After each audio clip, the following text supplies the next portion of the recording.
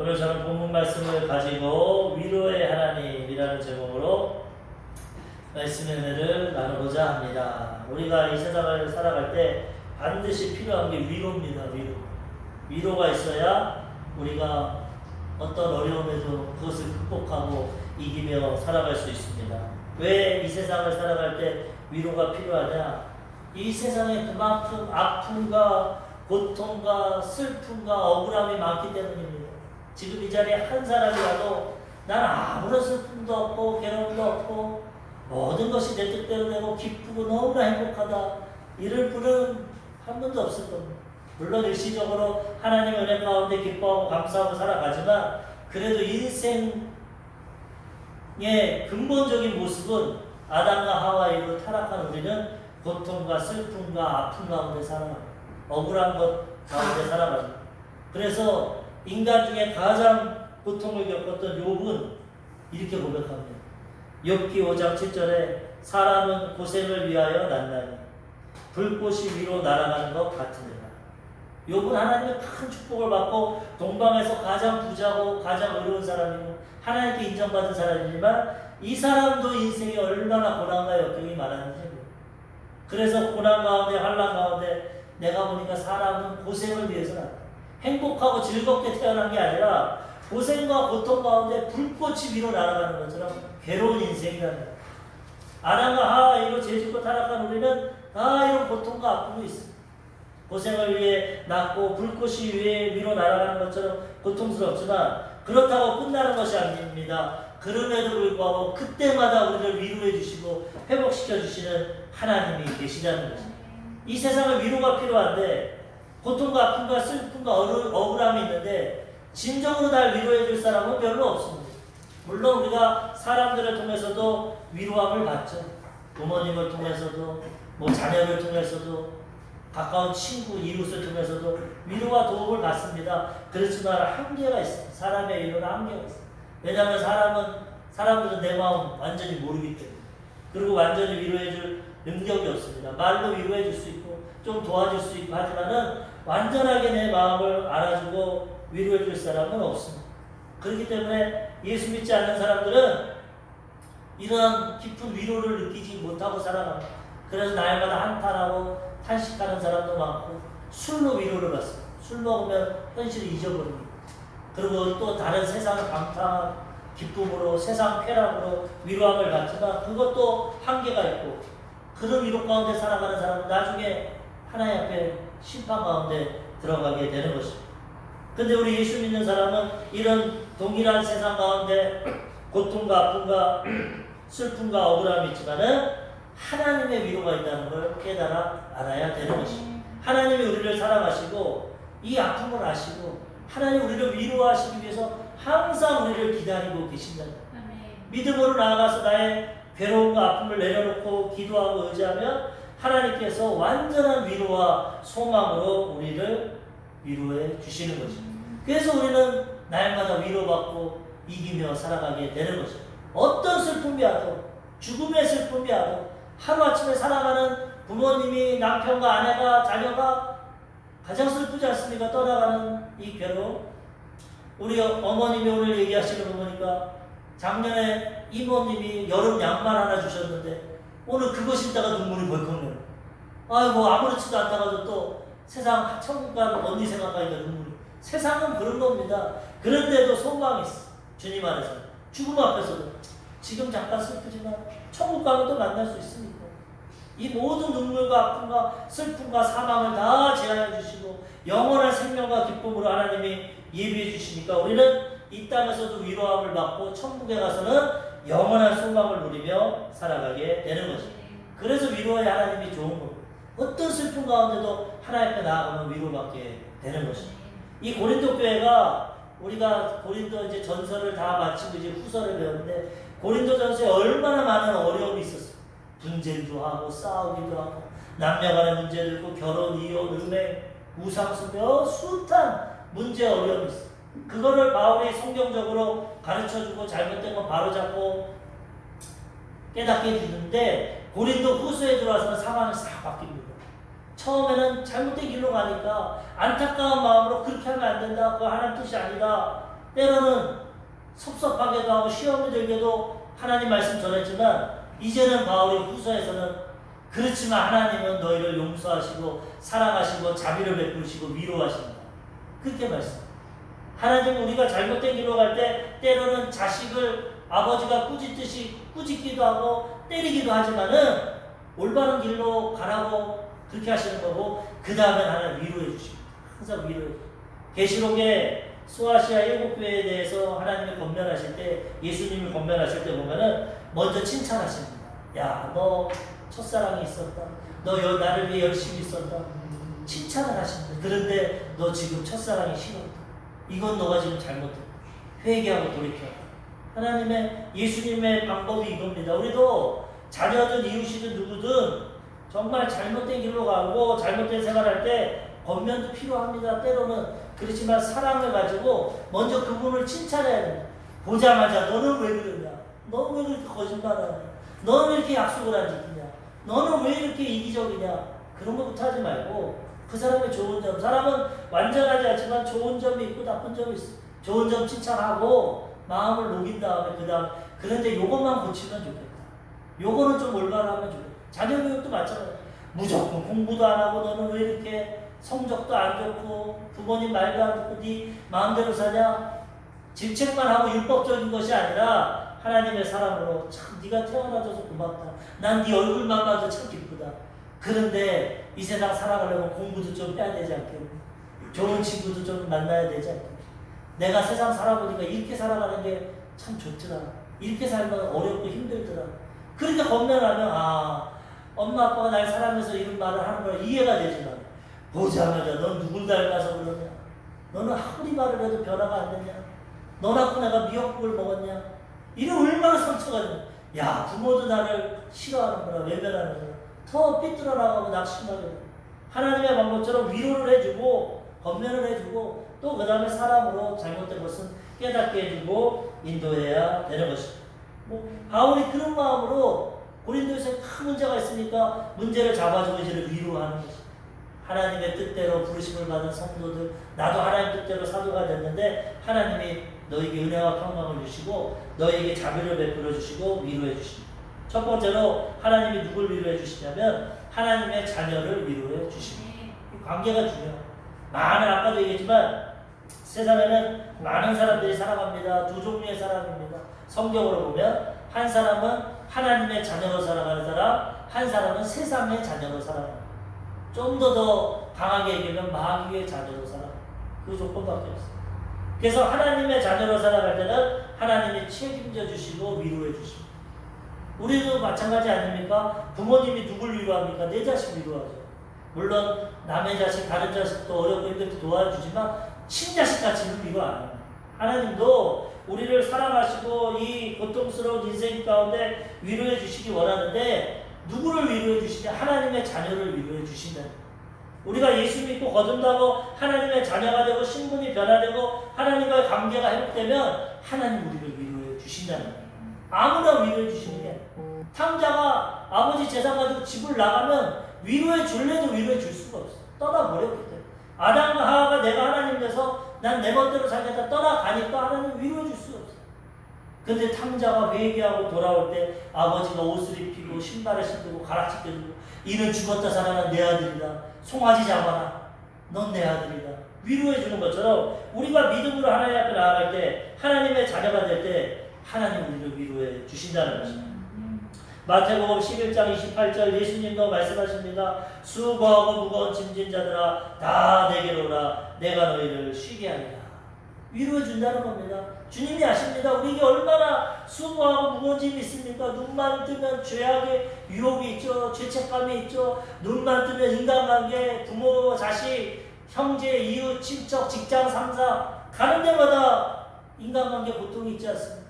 그 다음에 질병의 고통, 마음의 우울증, 마음의 괴로움, 근심, 걱정, 불안, 초조, 미래에 대한 두려움, 그 다음에 육신의 질병, 육신의 여러 가지 질병을 통해서 고통이 다가오고 그 다음에 경제적인 문제, 날마다 먹고 입고 살아야 되는데 일 안 하면 돈 안 벌면 못 살지 않습니까?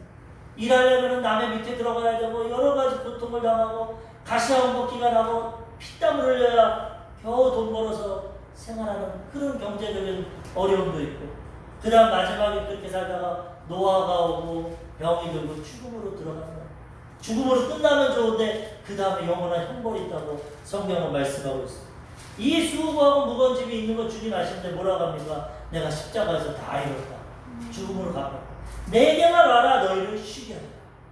내 집은 쉽고 가볍다. 예수님 안에만 들어가면 쉽고 가볍습니다. 왜? 내 죄를 과거의 죄, 현재의 죄, 미래의 죄 다 용서해 줍니까? 주님이 덮어줍니다.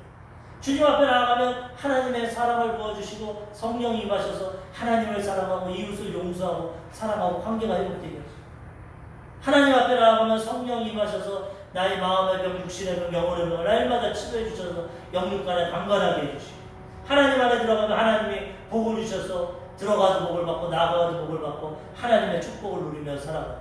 하나님을 살아가 섬기고 나아가면 죽음이 와도 사망아 너의 이기는 것이 어딨냐, 너의 쏘는 것이 어딨냐, 난 천국 들어간다. 육신의 장막이 무너지면 하늘나라 들어가는 것입니다. 어떤 수고하고 무거운 짐도 우리를 괴롭힐 수 없어요. 고통할 수 없어요. 주님 안에가 있으면 하나님의 위로와 회복의 역사가 나타나게 되는 것입니다. 바울이 얼마나 많은 고통을 받았음에도 오늘 본문을 통해서 하나님을 찬양하고 있어요. 이런 고난과 역경이 있지만 주님 안에서 회복된다, 위로받는다. 고린도후서 1장 3절 찬송하리로다. 그는 우리 주 예수 그리스도의 하나님이시오, 자비의 아버지시오, 모든 위로의 하나님이시오. 내가 이런 고난과 역경 가운데 있지만 난 하나님을 찬양한다. 왜? 나를 구원하신 예수님의 하나님이시고, 그 다음에 자비의 아버지시고. 아버지가 자식을 불쌍히 여기듯이 하나님 우리를 불쌍히 여기고 자비를 여기고, 율법으로 우리를 심판하는 게 아니라 대신 독생자 아들을 주셔서 우리를 구원하시고 자비를 베푸시고 모든 위로의 하나님, 어떤 슬픔과 아픔과 고통이 있어도 나는 위로해 주시고, 그 하나님이 있기 때문에 나는 그 하나님 의지하고 살아가니까 고린도 교회에도 많은 문제와 아픔과 어려움이 있었지만 이런 하나님의 위로가 있길 바란다고 오늘 권면하고 있는 것입니다. 우리도 마찬가지입니다. 말은 못하죠. 겉으로 볼 때는 번하고 편안하고 좋을 것 같지만 속을 들어보면 다 문제와 고통과 아픔이 인생길입니다. 날마다 눈만 뜨면 문제가 있어요. 그럼에도 불구하고 예수님을 구주로 영접하고 하나님의 자녀가 되면 이 위로의 하나님, 자비의 하나님이 우리를 위로해 주시는 것입니다. 다윗도 여러 가지 고난과 눈물의 골짜기를 걷고 사울왕이 10여 년 동안 그를 죽이려고 했지만 하나님만 바라보고 시편을 기록하고 위로받으며 살아갔다는 것입니다. 시편 103편 13절 아버지가 자식을 긍휼히 여긴같이 여호와께서 자기를 경외하는 자를 긍휼히 여기시나니. 부모의 사랑이 가장 커서 자식들을 위로해주고 불쌍히 여기는데 하나님을 경외하고 하나님을 섬기는 자들에게 아버지와 같이 긍휼과 자비를 베풀어 주신다는 거예요. 왜 그렇습니까? 시편 103편 14절에 보면은 이는 그가 우리의 체질을 아시며 우리가 단지 먼지일 뿐임을 기억하시리로다. 하나님 왜 우리를 불쌍히 여기고 용서하시냐? 우리 근본을 압니다. 우리는 아무것도 안 합니다. 우리의 체질을 아신다. 우리는 죄 가운데 원죄를 갖고 날마다 작업죄를 짓고 죄의 유혹과 연약함과 이기적인 것과 부족함, 그걸 알고 계시니 있는 모습 그대로 그걸 인정하신다는. 넌 왜 하나님처럼 안 되니? 내 아들 예수님처럼 안 되니? 예수처럼 안 되니? 그런 것이 아니라 너는 죄 가운데 태어나서 죄 가운데 살아가는구나. 우리를 인정해 주신 있는 모습 그대로. 그래서 우리의 체질을 아시고 단지 우리가 먼지뿐이에요. 우리는 흙으로 만들었어요. 이거는 죽으면 한 줌의 흙이 됩니다. 요즘에 장례 많이 치렀지만은 멀쩡한 분이 영혼이 떠나가면 입관실에 누워있을 때 아무것도 만지면 참 몸덩어리. 그리고 그거 벽지 화장터 가면은 금방 1시간 동안 태우면은 뼈가 쫙 나오고 그 뼈가루 또 싹 가르면은 한 줌의 줌이 되고 그거를 땅에다 묻든지 낙고람에 넣든 한 줌의 먼지입니다. 우리는 육체는 아무것도 아니에요. 그 안에 영혼이 중요한데 하나님 우리의 연약함을 아시기 때문에 우리가 하나님을 의지하고 아버지로 삼으면 하나님 우리를 용서해 주시고 위로해 주시고 회복시켜 주신다는 거예요. 그럼 하나님이 무엇으로 우리를 위로해 주시냐? 하나님 말씀과 성령으로 위로해 주십니다. 하나님 눈에 안 보이시는 영이십니다. 그래서 하나님의 사랑의 편지 말씀을 주셨고 구해서 보이지 않는 성령을 보내주셨습니다. 예수님 믿으면 즉시로 성령이 우리 가운데 임하십니다. 그래서 우리가 고난과 역경 가운데 위로받으려면 말씀을 봐야 돼요. 말씀. 성경 인물도 나보다 더 고생한 사람들, 더 고통당한 사람들, 또 하나님의 여러 가지 모양으로 위로해 주시는 그 말씀을 읽을 때 하나님의 위로가 임하는 거예요. 말씀을 통해 우리를 위로해 주실 때 말씀을 듣고 읽으면 특히 시편을 보면은 그 눈물 골짜기 고난 가운데 많은 위로가 있어요. 다윗이 10년 동안 고생하면서 쓴 동굴 속에서 광야에서 날 위로해 줄 사람 도와줄 사람 아무도 없어. 한 나라의 왕이 몇천 명을 가지고 자기 죽이려고 하는데 누구한테 위로가 있어? 하나님만 바라고 하나님 사슴이 시냇물을 찾듯이 내가 하나님을 찾습니다. 하나님 새 사냥꾼의 울물에서 나를 건져내 주십시오. 죽음의 골짜기에서 날 도와 얼마나 눈물을 흘리고 시편을 썼는데 그때마다 하나님 그를 위로해 주셨죠. 하나님이 성산에서 내 기도를 들으셨죠. 하나님 내 부르짖음을 들으셨죠. 하나님이 기가 막힐 수렁과 웅덩이에서 나를 건져내 주셨죠. 다윗은 이 고백을 통해서 체험을 통해서 믿음을 고백하고 하나님이 말씀으로 그를 위로해 주셨다는 거예요. 시편 119편 50편에 이 말씀은 나의 고난 중에 위로라. 주의 말씀이 나를 살리셨기 때문이니이다. 얼마나 고난 가운데 죽을 위기 가운데 통했지만 하나님의 말씀을 들을 때 음성을 들을 때 하나님의 말씀이 이 고난 중에 나를 위로합니다. 이 말씀 때문에 내가 살아갑니다. 고백하고 있는 거예요. 우리도 어떤 어려움과 고통이 있을 때 하나님의 말씀을 읽고 창세부터 계시록까지 말씀을 읽고 나갈 때 하나님의 위로와 회복의 역사가 임하게 되는 것입니다. 하나님은 또 말씀뿐만 아니라 보혜사 성령을 통해 위로해 줍니다. 보혜사 성령의 뜻이 여러 가지인데 컴포터 위로자라는 뜻이 성령을 우리를 위로해 주십니다. 아프고 슬플 때 위로해 줍니다. 죄 졌을 때 하나님 너를 용서하신다, 사랑하신다. 인간관계가 틀어졌을 때 하나님이 네 편이 되신다. 원수의 목전에서 너에게 상을 베풀어 주신다. 질병과 아픔 가운데 하나님이 의사로서 너를 치료해 주신다. 믿음을 가져라. 경제적인 고난과 어려움 가운데 하나님이 아브라함의 복을 주신다. 죽음의 위기 가운데 하나님이 천국을 예비해 주신다. 성령님께서 깨닫고 위로해 주십니다. 우리는 성령 충만할 때 하나님의 위로와 평강이 넘쳐납니다. 오늘 참 찬양이 은혜로웠는데 설교 제목 말씀 안 했는데도 성령이 역사하시니까 그런 찬양을 뽑았어요. 첫 찬양부터 하나님의 나의 안에 거하라. 이 찬양. 이 말씀을 통해서 아까 여러분이라는 그 복음성과 그 대중가요도 만들어진 겁니다. 이사야 말씀. 그 말씀 나의 안에 거하면 내가 너 하나님이다. 내가 너를 지명했다. 위로하는데 하나님이 그렇게 말씀을 통해서 성령을 통해서 우리를 위로해 주신다는 거죠. 사도행전 9장 31절 그리하여 온 유대와 갈릴리와 사마리아 교회가 평안하여 든든히 서가고 주를 경외함과 성령의 위로로 진행하여 수가 더 많아지니라. 성령님이 항상 위로해 주십니다. 예전에는 제가 젊었을 때 청년 때는 수요일날 찬양과 경배라는 철야가 있었어요. 새벽 2시까지 합니다. 10시부터. 근데 1시간 동안 찬양하는데 하루는 찬양을 갔는데 막 급한 것도 있고 그전에 제가 가요를 너무 좋아했어요. 제가 가요를 너무 좋아해가지고 중학교 때부터 그냥 가요를 끼고 살았는데 그때는 대예배만 드리고 이 복음성가도 몰랐어요. 찬송가만. 근데 청년 예배 한번 갔는데 와 교회도 이런 노래가 있구나. 막 아까치 내 마음이 아플 적은 빠른 곡도 있고 기쁜 것도 있고 너무 찬양이 기쁘고 즐거워서 야 내가 교회 다니면서 이런 걸 몰랐구나. 한참 은혜를 받고 기쁘게 찬양을 하는데 갑자기 막 눈물이 납니다. 찬양 가운데 통곡이 나와. 내가 울면서도 내가 왜 울지 지금? 내가 왜 통곡을 하지? 이게 뭐지? 근데 성령이 날 위로해 준 거야. 나는 모르는데 이 마음에 세상적으로 살면서 하나님 섬긴다고 했지만은 세상과 타협하며 살면서 아픔과 고통이 많았던 거야. 그걸 찬양 가운데 임하신 하나님이 성령이 위로해 주니까 막 눈물이 꼭꼭 나더라고. 그러면서 이상 내가 왜 울지? 근데 눈물을 흘리고 나니까 너무나 기쁨과 위로가 임하는 거야. 하나님 그렇게 위로해. 찬양 가운데 말씀 가운데 우리 형편과 상황을 성령이 하시기 때문에 믿음으로 나아가고 하나님의 백성이 되면 하나님 위로해 주시고 회복시키고 너무나 큰 기쁨을 가지고 세상을 이기며 살아가게 되는 것입니다. 말씀과 성령으로 우리가 위로받을 때 어떤 시험과 환난과 고난이 와도 날마다 기뻐하고 감사하고 찬양하며 살아가게 되는 것입니다. 두 번째로 하나님이 어떻게 위로해 주시냐? 고난 가운데 위로해 주십니다. 하나님의 자녀들을 위로해 주시는데 어떨 때 위로해 주시냐? 고난 가운데. 왜 그럽니까? 위로가 가장 필요할 때입니다. 기쁘고 행복할 때 위로가 필요 없어. 지금 기쁜데, 지금 내가 대학 들어갔고, 지금 내가 좋은 회사 취직했고, 지금 내가 승진했고, 지금 자녀가 결혼했고, 뭐 여러 가지 기쁜 일도 있지 않습니까? 세상에 고난도 있지. 그런 데는 위로가 필요 없어. 그냥 기쁩니다. 그런데 절망 가운데 내 뜻대로 되지 않는 낭패를 만나고 실패가 올 때 위로받을 괴롭힘, 그때 하나님은 위로해 주시고 우리를 외면하잖아요. 세상 사람들은 우리가 실패하고 넘어지면 떠납니다. 부담스럽게. 사업 망해보십시오. 거래처고 친구들 다 떠납니다.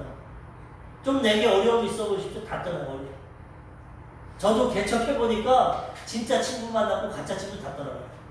야, 내가 하나님의 은혜 가운데 이렇게 개척한다. 큰 교회 있을 때는 막 와서 밥도 사주고 교제도 하고 차도 마시고 그랬는데 개척한다고 그러니까 나 어디 출장 가야 돼. 못 가. 그러더니 막 한 번도 안 오더라고. 떠나가는 거예요. 사람은 이익관계이기 때문에 나에게 유익이 되고 좋음이 오지 그렇지 않으면 안 옵니다. 근데 하나님은 반대로 좋을 때 우리가 하나님 모르고 살아갈 때 오랫동안 기다리시지만 우리가 정말 외롭고 슬플 때 하나님 다가와서 우리를 위로해 주시는 거죠. 예수 그리스도의 복음이 가장 증거될 때가 언제입니까? 내가 고난당하고 괴로울 때 복음이 증거돼요. 등 따시고 배부를 때는 아무리 말해도 내 주먹을 믿어라. 내가 지금 행복하고 좋은데 무슨 하나님이 필요해?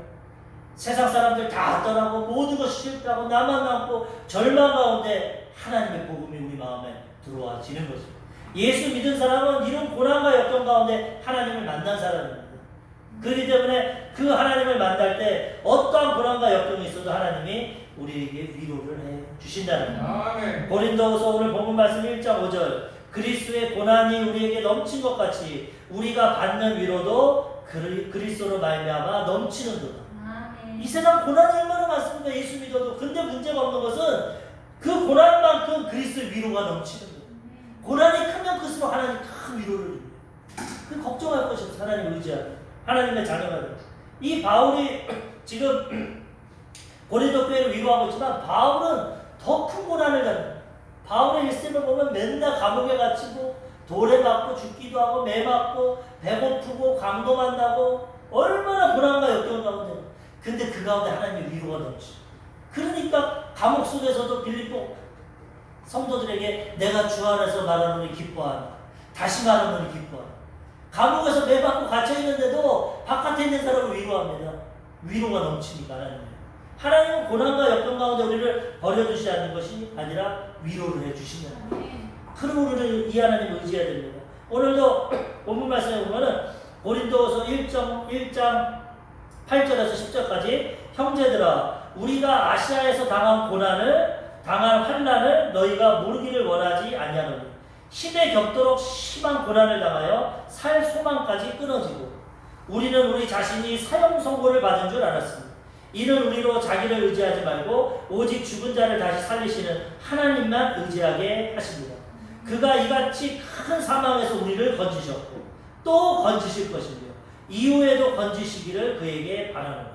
아시아에서 복음 전하는 교회를 세우는데 얼마나 고통이 나와요. 에베소에서는 나라 로마의 잡고서 짐승과 싸움을 했어요. 짐승의 먹이밥. 예전에 콜로세움이나 이런 데 보면 사자랑 사람이랑 막 결투를 시킵니다. 짐승 가운데도 놓고 그 다음에는 감옥에서 매도 맞고 먹지도 못하고 얼마나 고난과 환난이 있었으면은 살 소망이 끊어졌다. 살고 싶은 마음을 사형 선고를 받았다고 고백합니다.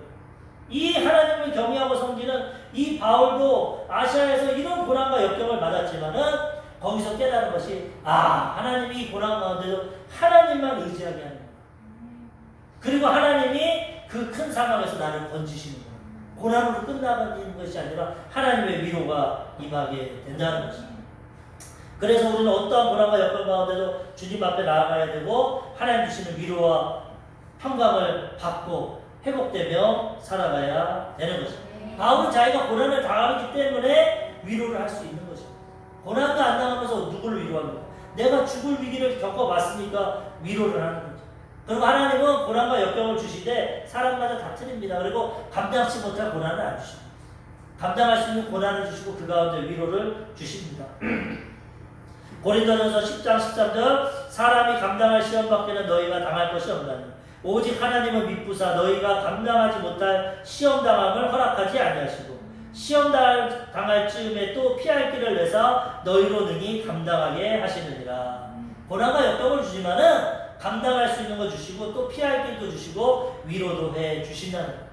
조용기 목사님 간증하시는 거 보니까 우리 조 목사님이 예전에는 젊었을 때입니다.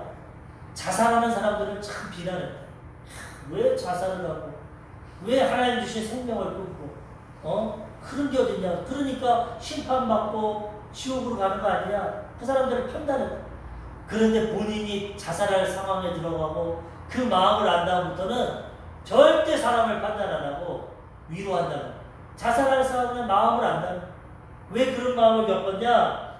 개척하고 부흥은 많이 됐는데 재정적으로는 어려운 상황이었고 여의도에 100만 원 가지고 10억짜리 상품 그 건설을 통해서 지금 여의도 순복음교회 본당을 건축고 있어요. 근데 오일 쇼크가 옴으로써 경제가 파탄이 되고 성도들이 헌금을 못 내고 공사가 중단이 되고 있어요. 철골이 있고 물이 뚝뚝 떨어지고 공사판 이 사람들은 조목사님만 보면은 벽돌을 들고 돈 내놓으라고 마포대교까지 뛰어다니고 먹지도 못하고 너무나 괴롭고 집도 없어서 그 초원 아파트 하나님 성전부터 지어야 되는데 신영균 목사님 말씀 듣고 아파트부터 지어서 분양받은 돈으로 교회를 지어요. 하나님 섬기기보다 내 거 먼저 생기다가 고통을 당해가지고 아파트도 다 못 짓고 큰 한란 가운데 절망 가운데 절망. 건축업자들이 녹물이 뚝뚝 떨어지고 조금 있으면 다 철거해야 된다. 교회도 못 짓고 수십억의 빚쟁이가 되고 감옥에 들어가고 이제 뭐 절대 절망 아무런 소망이 없어. 그래서 하나님 저 철골이 떨어져서 죽게 해주십시오. 이렇게 새벽마다 기도하고 하루 집에 들어갔더니 큰아들이 아버지를 보자마자 울면서 밥 달라. 며칠을 굶었네. 아빠 밥 줘, 밥 줘. 나 배고파. 밥 줘. 얼마나 속상한지. 자기 자신이 얼마나 무능력한 목회자는 자식 밥도 못 먹이고 너무 화가 나. 그런데도 속상하니까 애가 오니까 엉덩이를 막 몇 대 때렸어.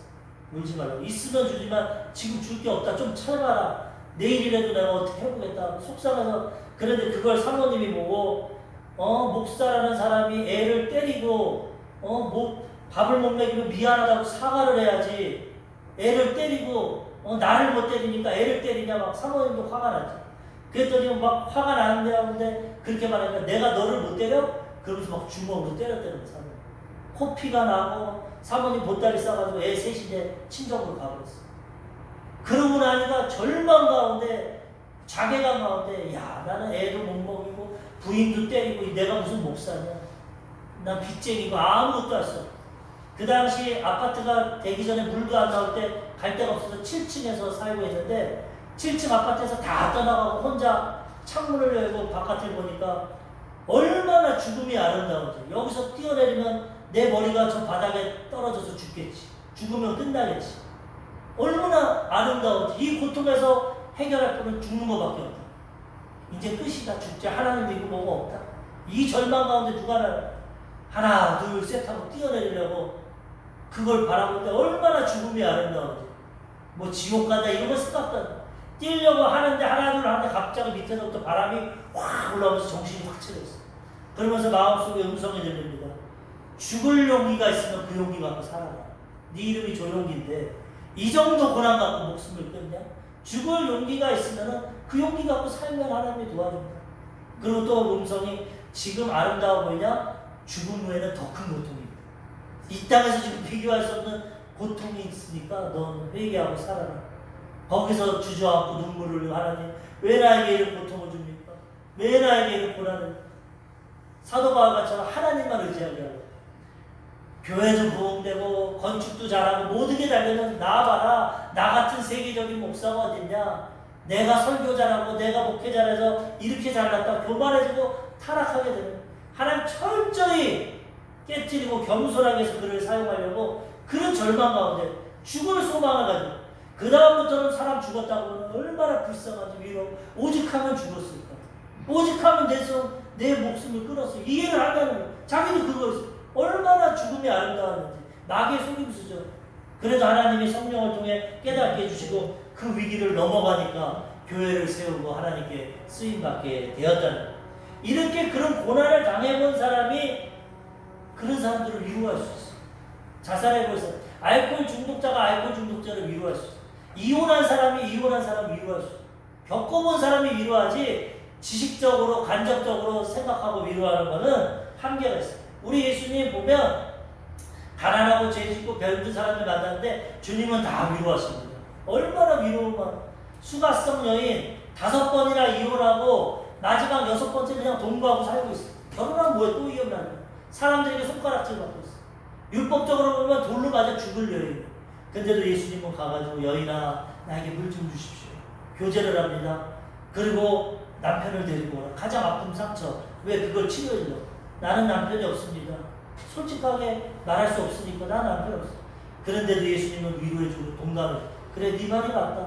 전에 5명 남편 있었지만 다 떠나가고 지금도 그냥 동거하고 사니까 남편 없. 네 말이 맞다. 내가 네 마음을 안다. 형편을 위로해주니까 당신 선지자군요. 나 좀 도와주세요. 나는 선지자가 아니라 메시아다. 이 여인이 물동이를 버리고 마을에 가서 복음 전합니다. 내가 만난 사람 와봐라. 날 위로해줬다. 날 구원해줬다. 예수님 이렇게 위로해줍니다. 가늠하다가 현장에서 잡혔어. 율법 시대에는 돌로 쳐서 죽이는 겁니다.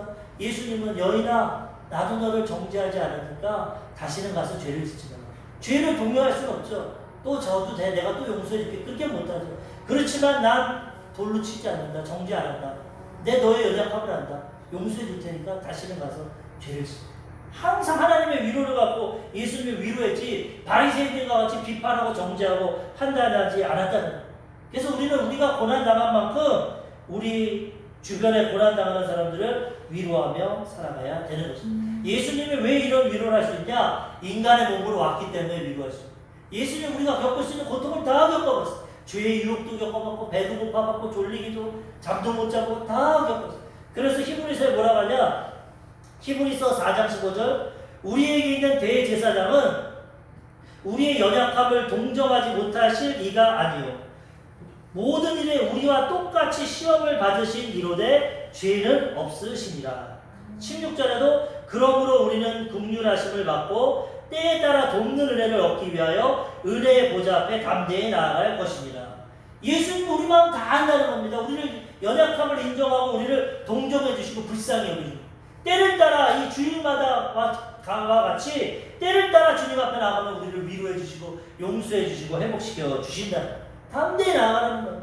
주님이 우리 옆에 다 합니다. 다 겪어봤어. 주님이 못 뽑은 게 어딨어. 십자가까지 매달려서 그 고난까지 당하면 우리에게 위로 못할 것이 없어. 그러니까 주님 앞에만 나아가면 자녀로 회복시켜 주시고 어떤 환난과 고난 가운데도 하나님이 위로해 주신다는 거예요.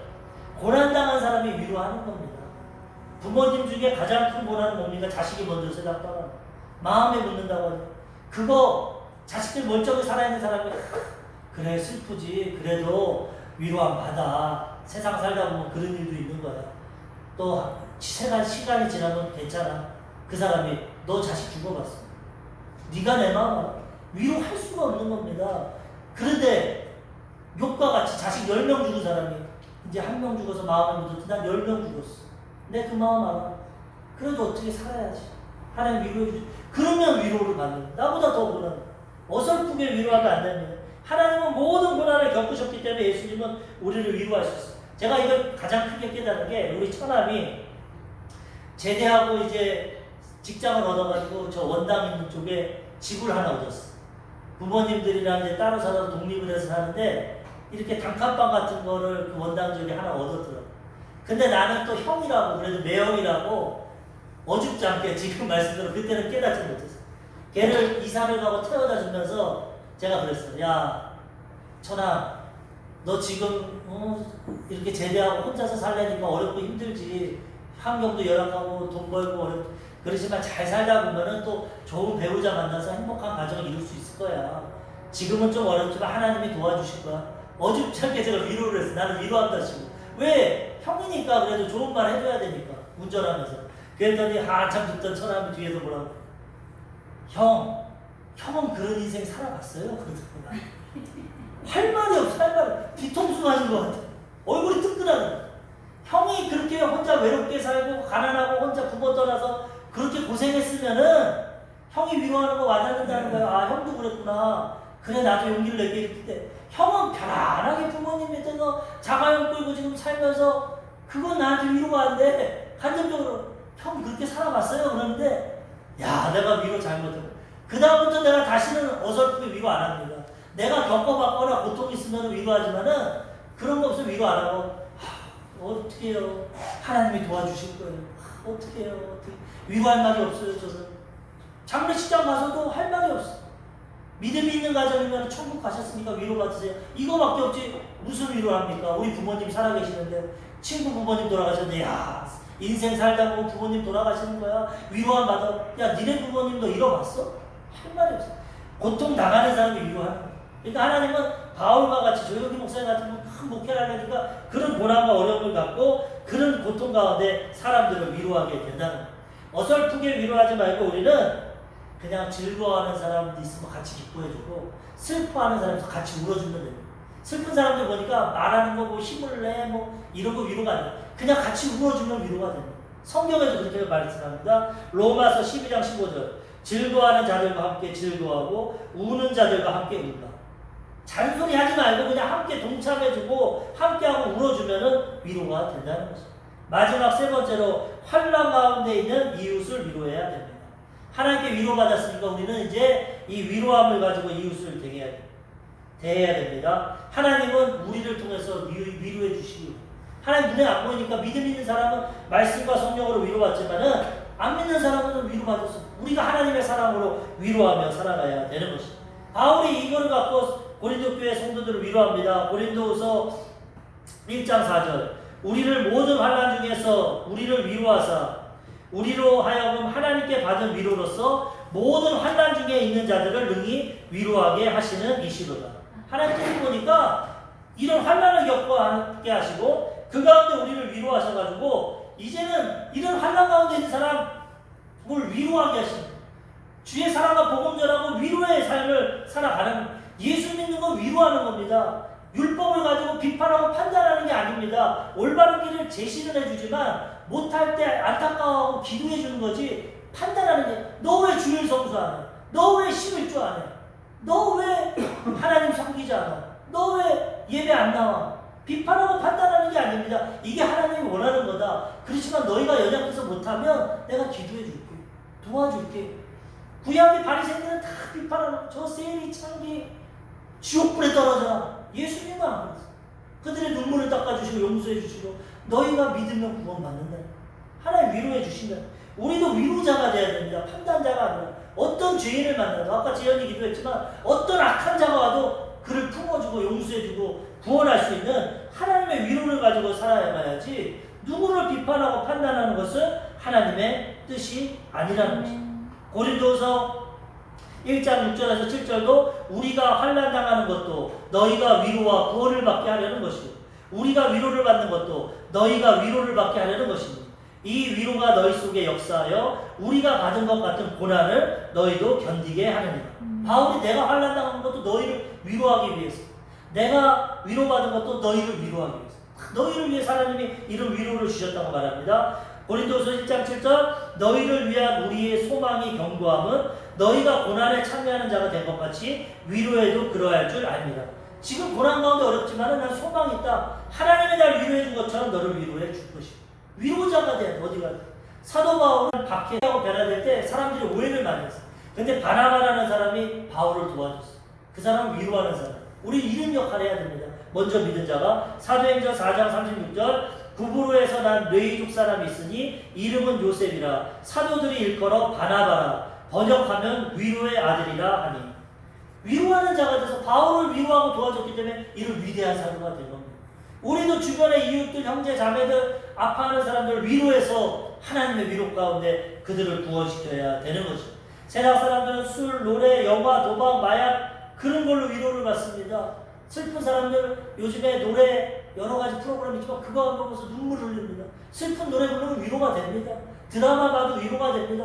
아 저렇게 슬픈 사람도 있구나. 나와 같은 아픔을 겪는 사람이 있구나. 위로가 받습니다. 근데 일시적입니다. 그런 거는. 그렇기 때문에 도박도 해서 위로받고 마약, 음행 여러 가지로 세상적으로 위로받으려고 하지만 한계가 있어요. 우리는 완전하신 하나님의 사랑으로 그들을 위로하고 섬겨야 되는 것입니다. 아까 우리 찬양했지만 윤양기 목사님이 어렸을 때부터 부모님 일찍 열고 여동생과 함께 사는데 음악을 했는데 너무 가난하고 힘들어. 근데 가수가 되고 작곡가가 되고 좀 도움을 받았는데 이 윤복기 동생이 이혼을 2번 합니다. 그래가지고 방구석에 들어가서 눈물 흘리고 밥도 안 먹고 괴로워하는데 오빠가 얼마나 괴로운지 부모님도 없는 동생 하나 저 시련 가운데 고통받아 내가 어떻게 위로해줄까 어떻게 그러다가 이거 여러분 쓴 겁니다. 원래는 주님입니다. 주님이 위로해주라. 네가 외로울 때 내가 친구가 돼줄게. 내가 노래해줄게. 어두운 밤에 내가 너와 함께 해줄게. 나는 너의 친구야. 노래야, 넌 내 기쁨이야. 오빠의 마음으로, 주님의 마음으로. 이사야 41장 10절. 두려워하지 말라. 내가 너와 함께함이라. 놀라지 말라. 나는 내 하나님이 됨이라. 내가 너를 굳세게 하리라. 참으로 너를 도와주리라. 참으로 나의 의로운 손으로 너를 붙들리라. 이 말씀 갖고 위로한 겁니다. 그래서 이 노래가 나. 그런데 그 슬픔 가운데 1979년 서울 국제가요제 나가서 윤복희 씨가 이거 불러서 1등한 거 아닙니까? 하나님이 위로해. 제가 90년도에 인천 순복음교회 있을 때 윤한기 목사님 와서 이 테이프 팔고 간증하고 하나님이 위로를 줘. 어린 마음에도 노래를 좋아해서 이 여러분을 듣고 따라를 불렀어요. 지금 잊어버려서 박자도 틀렸지만 그때 그걸 듣고 세상 노래도 이렇게 위로가 되는구나. 하나님이 이런 복음성가를 세상 노래로 만들어서 위로하는구나. 그리고 얼마 전에 좀 지지났지만 나는 가수다에서 임재범 씨가 이거 부를 때 얼마나 많은 사람이 위로받고 눈물을 흘리고 하나님이 이렇게 위로해 주신다. 그래서 우리는 하나님의 마음을 가지고 위로의 삶을 살아가야 되는 것이죠.